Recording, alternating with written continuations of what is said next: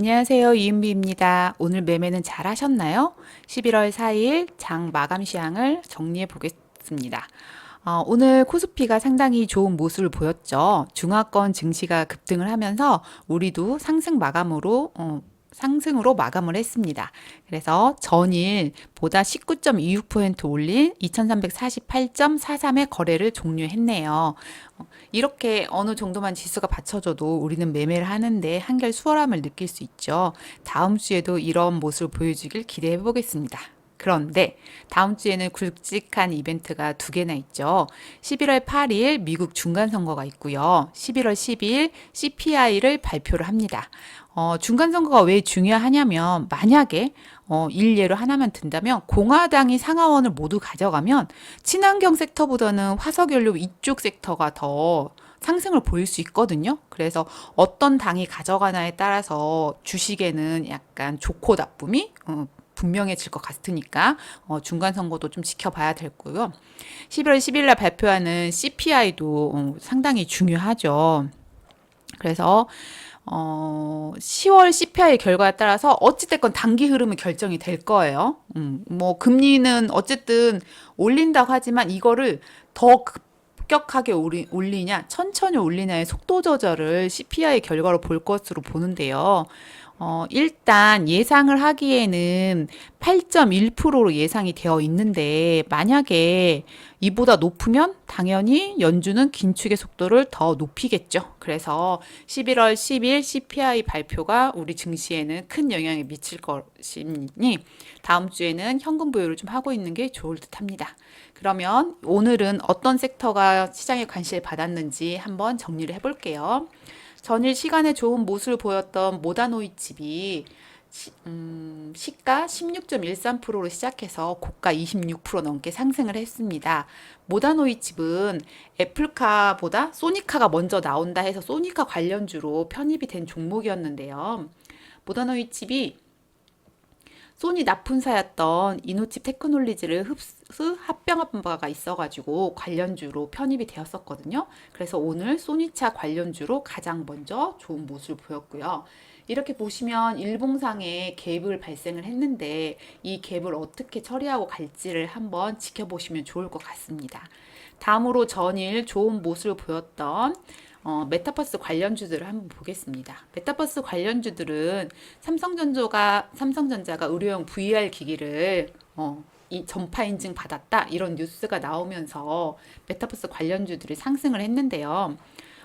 릴루미노 글래스 2를 제작을 했다고 합니다. VR은 가상현실이잖아요. 이런 가상현실은 당연히 메타버스를 생각할 수밖에 없고 이쪽 기술력을 가진 종목들이 오늘 오전에도 당연히 장중 관심을 받았습니다.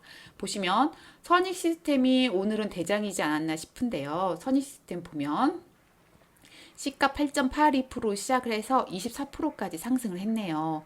5분봉 보시면 거래대금이 좋고요. 한봉에 무려 10% 넘는 상승을 해줬습니다. 일봉상 보면 뭐 맥점을 아직 뚫은 것 같진 않는데요. 어찌됐건 꼬리 날고 내려온 도지를 만들었기 때문에 그리고 오랜만에 수급이 들어와서 이걸 일봉상 어떻게 처리하는지 지속적으로 관찰할 필요가 있지 않을까 싶네요.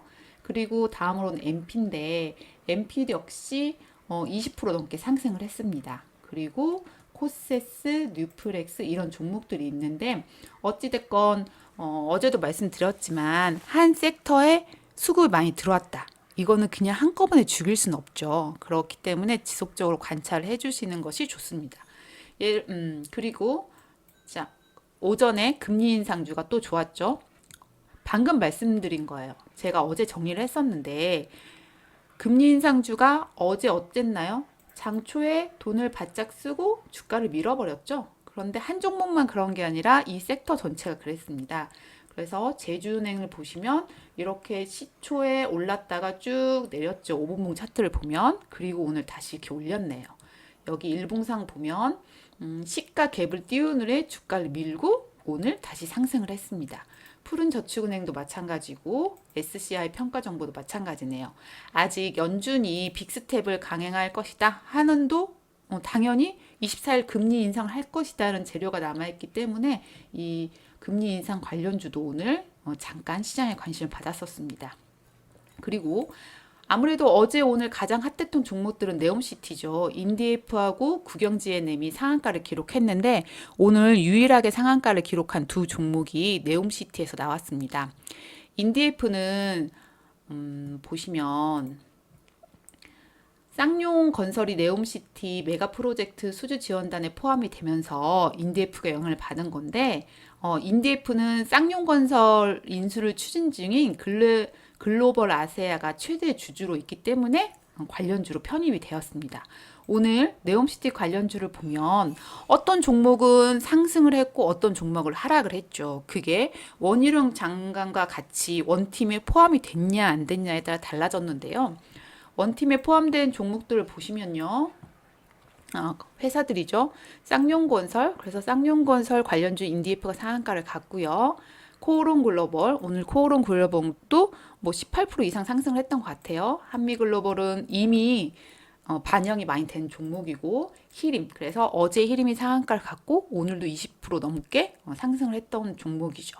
이런 식으로 해서 원팀에 합류를 한 종목들은 주가가 좋았고 원팀에 합류를 하지 못했던 종목들은 하락을 했습니다. 유신을 한번 볼게요. 유신이 그동안 네옴시티 관련주로 관심을 받았는데 원팀에 합류를 하지 못하다 보니까 오늘 저가 9%까지 하락을 한 모습이죠. 일단 원팀에 포함이 된다고 해서 무조건 이게 수혜를 받냐? 이런 거는 100%라고 할 수 없고 원팀에 들어가지 않았다고 해서 수혜를 받지 않느냐? 그것도 100% 확신할 수는 없지만 일단 단기적인 재료가 이런 식으로 나왔기 때문에 주가에는 영향을 미칠 수밖에 없었습니다. 히림의 주가가 정말 좋았죠. 히림 보시면 어제 상한가를 기록하고 어제 시간에서 상한가를 기록했기 때문에 이 꼬리 부분이죠. 딱 전고점을 찍고 다시 상승을 해줬습니다. 그리고 남강토건, 삼부토건 이런 종목도 편입이 됐고요. 코오롱 글로벌 역시 보시면 19.88%까지 상승을 했네요. 그래서 네옴시티 관련주 중에 오늘 상승을 했던 종목들은 인디에프, 국영지에nem 이런 종목들이 있습니다. 그리고 이제 무중 이슈를 받았던 종목들이 다시 상승을 했는데요. 이유가 있죠. 피코그램 같은 경우는 북미 시장 진출 영향 받나 이런 식으로 제목을 달았는데요. 피코그램은 정수기 및 정수기 필터 소재를 개발하고 있는 회사인데 여기에서 보시면 아마존 판매자 등록을 마쳤고 북미 시장에 진출을 했다고 하네요. 그래서 아마존에서 판매를 시작해서 주가에 영향을 준 것으로 보입니다. 장 초반부터 좋은 상승을 해줘서 보시면 여기 이제 29.74%까지 상승을 했다가 거의 상한가로 마감을 했죠. 상한가는 아니지만 꾸준히 돌려가고 있는데 이렇게 U자형 패턴이 어떻게 만들어지는지는 한번 관심을 가지면 좋을 것 같습니다. 그리고 실리콘투와 노터스 이런 종목들이 다시 조금씩 고개를 들었습니다. 2차전지 관련주도 상당히 좋은 모습을 보였는데요. 일단 신규 상장주인 탑머트리얼이 정고를 갱신을 했죠. 저번에도 한번 말씀을 드렸는데 이 정고를 찍고 조금 보합하더니 다시 오늘 좋은 모습을 보여줬습니다. 탑머트리얼이 실적에 급등하는 배경에는 해외 공략이 있다 해서 이런 뉴스가 나왔는데요. 배터리 소재 부품 장비 기업인 탑머트리얼이 올해 상반기 시스템 엔지니어링 사업을 통해서 해외 시장 공략으로 실적 개선에 성공했다 이런 뉴스가 나오면서 그동안 수급이 워낙 좋았던 종목이다 보니까 조그만 재료에도 큰 반응을 보였던 것 같습니다. 또 SKI 테크놀로지도 좋은 모습 보였고 코닉 오토메이션 역시 LG화학 2차전지 수주 영향으로 오늘 좋은 모습을 보여줬습니다. 역시 얘도 차트를 돌려나가는 모습이네요. 전일 시장에 관심을 받았던 미래나노텍, 첨보.